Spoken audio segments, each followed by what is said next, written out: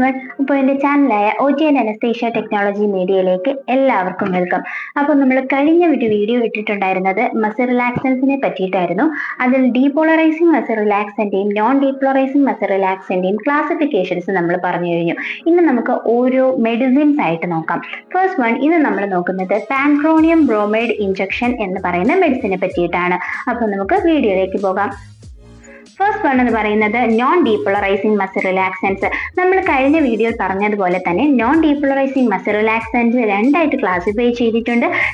Steroidal കമ്പോണൻസും ബെൻസീലൈസോക്യൂനോലൈൻ കമ്പോണൻസും.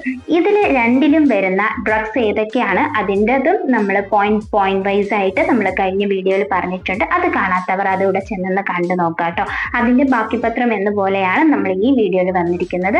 അപ്പോൾ നമുക്ക് steroidal കമ്പോണൻസിൽ ആദ്യമായിട്ട് വരുന്ന ഡ്രഗ് എന്ന് പറയുന്നത് പാൻക്രോണിയം ബ്രോമൈഡ് ആണ്. അപ്പോൾ പാൻക്രോണിയം ബ്രോമൈഡിനെ പറ്റിയിട്ട് നമുക്ക് നോക്കാം. ഫസ്റ്റ് പോയിന്റ് എന്ന് പറയുന്നത് it cause cardiac instability. Cardiac instability ഉണ്ടാക്കാനുള്ള ചാൻസസ് ഈ ഡ്രഗ് കൊടുത്താൽ ഉണ്ടാകാറുണ്ട്. ദെൻ ടക്കിക്കാർഡിയ ഉണ്ടാകാറുണ്ട്, ഹൈപ്പർ ടെൻഷൻ ഉണ്ടാകാറുണ്ട്. It releases noradrenaline, so it increases the chance of arrhythmias with halothane. ഇത് നോർ അഡ്രിനാലിൻ റിലീസ് ചെയ്യുന്നത് കാരണം തന്നെ അരിത്മിയാസ് ഇൻക്രീസ് ആവാനുള്ള ചാൻസസ് ഉണ്ട്. നമ്മൾ ഹാലത്തൈൻ എന്ന് പറയുന്നത് നമ്മുടെ ഇൻഹലേഷൻ ഏജന്റ് ആണ്.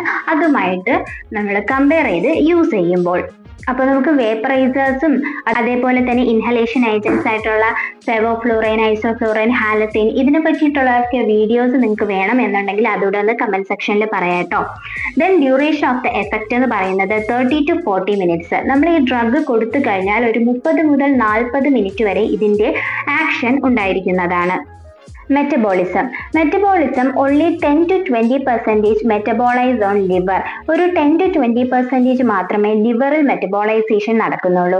Then 80 to 90% excreted by kidney വഴിയാണ് ബാക്കി 80 to 90% എക്സ്ക്രീറ്റ് ആവുന്നത്.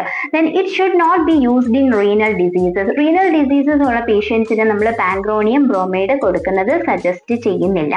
ദെൻ അഡ്മിനിസ്ട്രേഷൻ ത്രൂ IV മാത്രമായിട്ടായിരിക്കും നമ്മൾ അഡ്മിനിസ്റ്റർ ചെയ്യുന്നത്. ദെൻ ഇതിന്റെ സൈഡ് എഫക്ട്സ് എന്ന് പറയുന്നത് ഹാർട്ട് ഫെയിലിയർ ഉണ്ടാകാം, ഹാലുസിനേഷൻ ഉണ്ടാകാം, ഡ്രൈ മൗത്ത് ഉണ്ടാകാം, കോൺസ്റ്റിപ്പേഷൻ ഉണ്ടാകാം. പിന്നെ നിങ്ങൾക്ക് ഞാനൊരു ട്രിക്ക് പറഞ്ഞു തരാം. നമുക്ക് എക്സാമിന് നമുക്ക് എന്തെങ്കിലും മെഡിസിൻസിന്റെ സൈഡ് എഫക്റ്റ് വരുമ്പോൾ മിക്ക മെഡിസിൻസിനും വരുന്ന ഒരു സൈഡ് എഫക്റ്റ് ആണ് നോസിയ, വോമിറ്റിംഗ് എന്ന് പറയുന്നത്. അപ്പോൾ നിങ്ങൾക്ക് ഒരു സൈഡ് എഫക്റ്റും അറിയില്ലെങ്കിൽ പോലും നമ്മൾ സൈഡ് എഫക്റ്റ് എന്ന ഹെഡിങ് എഴുതി തന്നെ എക്സാമിന് ഡ്രഗ്സ് എഴുതുമ്പോൾ എഴുതാം. ഞാൻ കഴിഞ്ഞൊരു വീഡിയോസിൽ പറഞ്ഞിട്ടുണ്ടായിരുന്നു, മെഡിസിൻ ഞാൻ എടുത്തു തന്ന വീഡിയോസിൽ ഞാൻ പറഞ്ഞിട്ടുണ്ടായിരുന്നു ഫാർമക്കോ ഡൈനാമിക്സ് എന്ന ഹെഡിങ് എഴുതി തന്നെ അതിന്റെ താഴെയുള്ള കാര്യങ്ങൾ എഴുതണം. ഫാർമക്കോ കൈനറ്റിക്സ് എന്ന് എഴുതി തന്നെ അതിന്റെ കാര്യങ്ങളും താഴെ എഴുതണം. അതുപോലെ സൈഡ് എഫക്ട്സ് അങ്ങനെയുള്ള കാര്യങ്ങൾ, ഇൻഡിക്കേഷൻസ്, കോൺട്രാ ഇൻഡിക്കേഷൻ, ഇതൊക്കെ നിങ്ങൾ ഹെഡിങ് എഴുതുക. അതേപോലെ ഹെഡിങ് അതേപടി എഴുതിയതിന് ശേഷം മാത്രം താഴെ ഓരോ പോയിന്റ്സ് ആയിട്ട് എഴുതുന്നതിന് പ്രത്യേക മാർക്ക് ഉണ്ടെന്ന് ഞാൻ ഓൾറെഡി പറഞ്ഞ കാര്യമാണ്. അത് നിങ്ങൾ എന്തായാലും നോട്ട് ചെയ്ത് വെക്കുക. അതുപോലെ ഒരു ട്രിക്കാണ് ഞാനിപ്പോൾ പറഞ്ഞു തരുന്നത്. മിക്ക മെഡിസിൻസിനുള്ള സൈഡ് എഫക്റ്റ് ആണ് നോസിയ, വോമിറ്റിംഗ്. പക്ഷേ എന്ന് കരുതി നിങ്ങൾ ആന്റി എമിറ്റിക്സ്, അതായത് നമുക്ക് വോമിറ്റിങ്ങിന് വേണ്ടി നമ്മൾ എടുക്കുന്ന മെഡിസിൻസ് ഉണ്ടല്ലോ, അതായത് ഓണ്ടാസിട്രോൺ, എമീസെറ്റ്, അതും അങ്ങനെയുള്ള മെഡിസിൻസിന് നിങ്ങൾ നോസിയ, വോമിറ്റിംഗ് സൈഡ് എഫക്റ്റ് ആയിട്ട് എഴുതരുത് കേട്ടോ. ഇത് ഞങ്ങളുടെ ബാച്ചിൽ ഒരിക്കൽ നടന്നൊരു സംഭവമാണ്. എല്ലാ മെഡിസിൻസിനും ഒരു ട്രിക്ക് ഞങ്ങളുടെ മിസ് പറഞ്ഞു തന്നതായിരുന്നു നോസിയ, വോമിറ്റിംഗ് എഴുതുക എന്നുള്ളത്. പക്ഷെ ഞങ്ങളുടെ ബാച്ചിലുള്ള ഒരു കുട്ടി ആന്റി എമിറ്റിക് ആയിട്ടുള്ള ഡ്രഗ്, അതായത് നമ്മൾ വോമിറ്റിങ്ങിന് കൊടുക്കുന്ന ഡ്രഗിന് പോലും സൈഡ് എഫക്റ്റ് ആയിട്ട് നോസിയ, വോമിറ്റിംഗ് എഴുതിയവരുണ്ട് കേട്ടോ.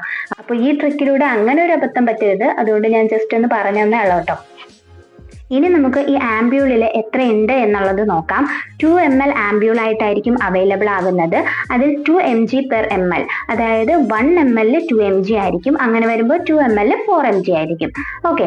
ദെൻ ഇതിന്റെ ഡോസ് എന്ന് പറയുന്നത് 0.04 to 0.08 mg/kg, അതായത് 1 കിലോഗ്രാം. പേഷ്യന്റിന്റെ 1 കിലോഗ്രാമിന് 0.04 to 0.08 mg ഡ്രഗ് നമുക്ക് കൊടുക്കാൻ സാധിക്കുന്നതാണ്. അപ്പൊ നിങ്ങൾ വർക്ക് ചെയ്യുന്ന ഹോസ്പിറ്റലില് പാൻക്രോണിയം ബ്രോമൈഡ് വയലായിട്ടാണോ വരുന്നത്, ആംബ്യൂൾ ആയിട്ടാണോ വരുന്നത്, അതുപോലെ 2 ml ആംബ്യൂൾ ആണോ 2 mg/ml തന്നെയാണോ എന്നുള്ളതൊക്കെ ഒന്ന് കമന്റ് സെക്ഷനിൽ പറയാട്ടോ. കാരണം 1 mg/ml ഉള്ളതും ഉണ്ടെന്നാണ് തോന്നുന്നത്, വയലിൽ അങ്ങനെ വരുന്നതും ഉണ്ടെന്നാണ് തോന്നുന്നത്. അപ്പൊ ഞാൻ ഇവിടെ നമുക്ക് അവൈലബിൾ ആയിട്ടുള്ള മെഡിസിൻസിന്റെ mg/ml ആയിരിക്കും കേട്ടോ ഇതിൽ പറയുന്നുണ്ടാവുക. അപ്പൊ നിങ്ങൾ വർക്ക് ചെയ്യുന്നിടത്തുള്ള mg/ml എങ്ങനെയാണ് ഈ ഡ്രഗ്സിൻ്റെത് എന്നൊക്കെ ഒന്ന് കമന്റ് സെക്ഷനിൽ പറയാട്ടോ. അപ്പൊ നമുക്കൊന്ന് അറിയാൻ സാധിക്കുമല്ലോ. അപ്പോൾ ഇത്രയുമാണ് നമ്മുടെ ഇന്നത്തെ വീഡിയോ എന്ന് പറയുന്നത്. പാൻക്രോണിയം ബ്രോമൈഡിനെ പറ്റിയിട്ട് വളരെ കുറച്ച് പോയിന്റ്സ് മാത്രമേ ഞാൻ ഇതിൽ പറഞ്ഞിട്ടുള്ളൂ. അപ്പൊ നിങ്ങൾക്ക് ഒത്തിരി പോയിന്റ്സ് വേണം എന്നുണ്ടെങ്കിൽ അതുകൂടെ ഒന്ന് കമന്റ് സെക്ഷനിൽ പറയാട്ടോ. കാരണം ഞാനിങ്ങനെ ഓരോ ഡ്രഗ്സ് ആയിട്ട് പറയുന്നത് എന്ന് വെച്ചാൽ നമുക്ക് ഒത്തിരി പോയിന്റ്സ്, അതായത് മസിൽ റിലാക്സന്റ് ഫുള്ളും ഒരു വീഡിയോയിൽ വന്നു കഴിഞ്ഞാൽ വീഡിയോ ലെങ്തി ആയി പോകും, നിങ്ങൾക്കും ഫുൾ ആയിട്ട് കാണാൻ ചിലപ്പോൾ ടൈം കിട്ടിയെന്ന് വരില്ല, അതോടൊപ്പം തന്നെ ബോറടിക്കാനുള്ള ചാൻസസും ഉണ്ട്. അതുകൊണ്ടാണ് ഞാൻ ഇങ്ങനെ ഓരോ വീഡിയോസ് ആയിട്ട് ചെയ്യുന്നത്. അപ്പൊ ഇങ്ങനെ തന്നെ മതിയോ എന്നുള്ളത് കൂടെ നിങ്ങൾ കമന്റ് സെക്ഷനിൽ പറയാട്ടോ. അപ്പൊ നിങ്ങൾക്ക് എല്ലാ പോയിന്റ്സും കൂടെ ഒരു വീഡിയോയിലായിട്ട് വേണമെന്നുണ്ടെങ്കിൽ ഞാൻ അങ്ങനെ ചെയ്യുന്നതായിരിക്കും. അപ്പൊ നിങ്ങൾ അതൊന്ന് കമന്റ് സെക്ഷനിൽ പറഞ്ഞാൽ മതി കേട്ടോ. അപ്പോൾ സിസട്രാക്ടോറിയം അട്രാക്ടോറിയം ഓരോ ഡ്രഗ്സും ഓരോ വീഡിയോ ആയിട്ട് ചെയ്യാമെന്നാണ് ഞാൻ വിചാരിക്കുന്നത്. അപ്പൊ നിങ്ങളുടെ അഭിപ്രായം കൂടി ഒന്ന് കമന്റ് സെക്ഷനിൽ രേഖപ്പെടുത്തുക. അപ്പൊ ഞാൻ പറഞ്ഞ കാര്യങ്ങൾ എല്ലാവർക്കും മനസ്സിലായെന്ന് വിശ്വസിക്കുന്നു. അപ്പൊ താങ്ക്സ് ഫോർ വാച്ചിങ്. മനസ്സിലായിട്ടുണ്ടെങ്കിൽ ഒന്ന് ലൈക്ക് ചെയ്യുക, അതോടൊപ്പം ഈ സബ്ജക്ട് പഠിക്കുന്ന സ്റ്റുഡൻസിലേക്ക് ഇതൊന്ന് ഷെയർ ചെയ്ത് കൊടുക്കുക, സബ്സ്ക്രൈബ് കൂടെ ചെയ്യാം കേട്ടോ. അപ്പൊ അടുത്ത വീഡിയോ ആയിട്ട് ഉടനെ വരുന്നതായിരിക്കും. അതുവരേക്കും ബൈ, താങ്ക് യു.